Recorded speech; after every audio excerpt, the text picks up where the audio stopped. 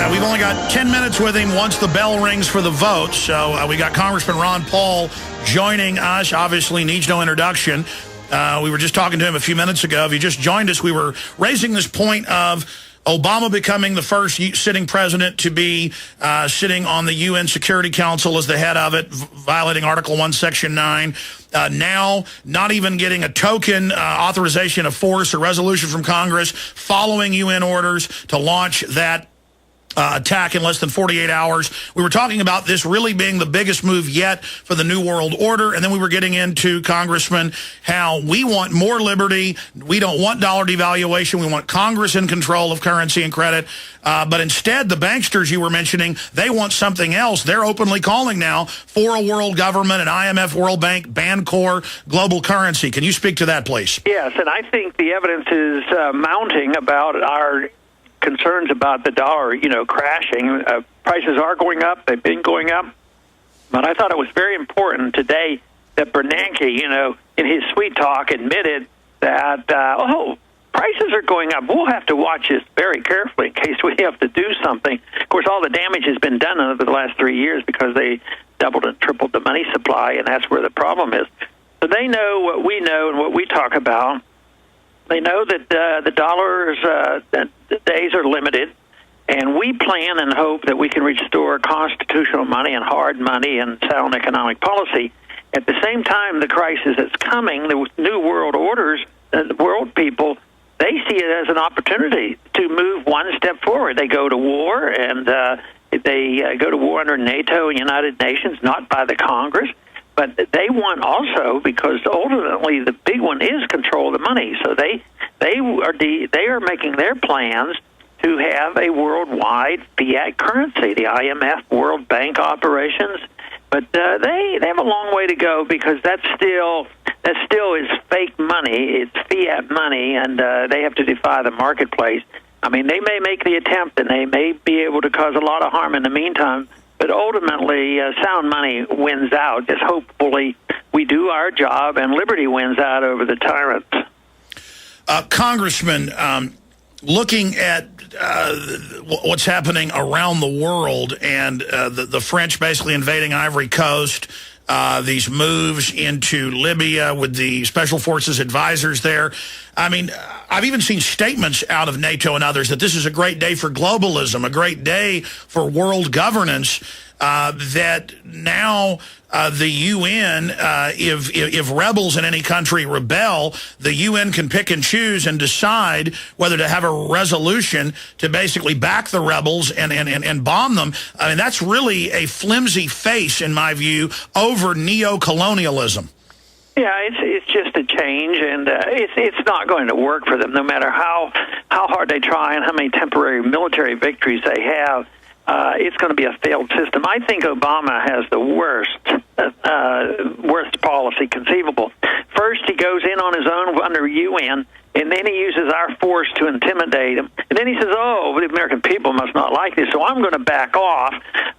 There's no way that we won't be blamed for everybody getting killed over there because it'll be our weapons and our money, and if they need us, we're going to go back in, and already they do have our CIA agents in there, and we've handpicked a guy that lived over here for 20 years. We've sent him over, but it's messier than that. They can't iron this out. They think they've ironed it out in Iraq and Afghanistan, and they're nowhere close to it, even in Iraq. I think that's a terrible mess. But here we are over-assisting the rebels in Libya, and already it's well known that Al-Qaeda has infiltrated the rebels in Libya. So they're doomed to fail, and the bankruptcy will bring us to our knees.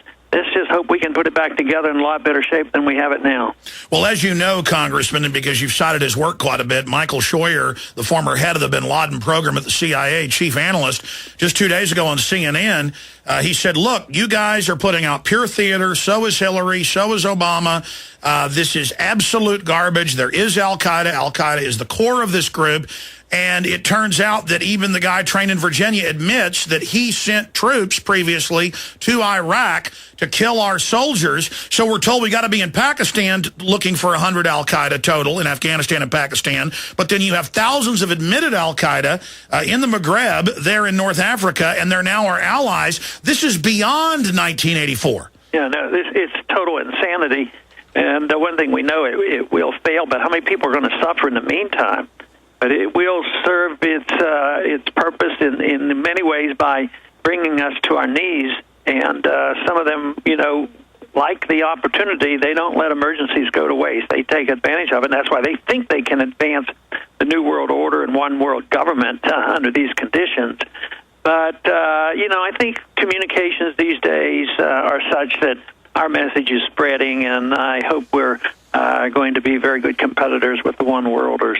Well, that's my next point. We were talking during the break about how Fox even admits to you, well, we have you on because the viewership goes up. There's still a free market of ideas. And Cass Sunstein and others, and now we've seen Senator Graham with the foolish Koran burning, saying maybe we should restrict free speech on Face the Nation. We're seeing Jay Rockefeller saying we would have been better off without ever having an internet.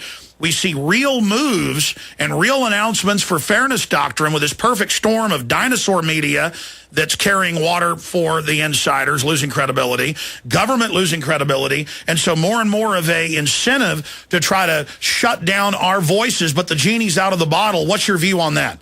Well, I think we always have to be vigilant, and I think they are going to try very hard. I think if you look at the educational system, the real competition in education is homeschooling and private schooling. And the government doesn't like that. They don't like this competition. But so far, more and more people are joining it. I think they're going to have a hard time closing us all down. I think they're going to have a hard time taking our guns. I think they're going to have a hard time taking the gold away from us like they did in the 30s. I just don't think that's going to happen. I think our side is growing and it's alive and well and more determination. Some people probably are further along in their pessimism about what we can salvage than I am. But I remain, in many ways, optimistic that much good can come of this. And so no matter how hard they try to suppress us, I think it's going to be impossible to do it. Well, you're right, and that's what you've written about and spoken about for decades. If we individually live a philosophy of liberty, it's going to outshine everything around us, our neighbors, local government, federal government, and people are going to see that success and that track record of being accurate. For 30 years, you've talked about inflation, tax, devaluation. In the campaign 3 years ago, some tried to laugh at you, but now I see editorials in major papers everywhere saying Ron Paul won't get the snub this time, and that leads me to 2012. Obviously, even if you didn't get the nomination, it would be a great educational victory to have you in those debates. When are we going to be hearing an announcement, Congressman, on whether you're going to run for president or not? Well, it can't be too far off. I would think in a month or so I'm going to have to make a final decision. Matter of fact, I may have to make a token decision on one debate. They're inviting potential candidates to go to South Carolina in May, and I'm pretty close to saying that I will come without a commitment to what I'm going to do in filing legal papers. So we're getting awfully close, and there's just a few other things that I have to iron out personally to make my final decision. But it has to come. But none of the other major candidates have made that official announcement. I'm not quite sure. Obama, that's all, Obama. Yeah, Obama. He's the one that got out in front of everybody else. So I guess there aren't going to be any other candidates. Maybe the other Republicans are intimidated. Maybe they think they can't beat him now that he's a popular war president. Well, sir, you're going to win in the intellectual battle. I mean, the great educational engagement you did 3 years ago, I would guess is going to be dwarfed. I'm a little worried about your safety. I think everybody should pray for you, also financially support you. I mean, obviously, I hope you're going to have some really good bodyguards because I believe you've got a chance to actually win, sir.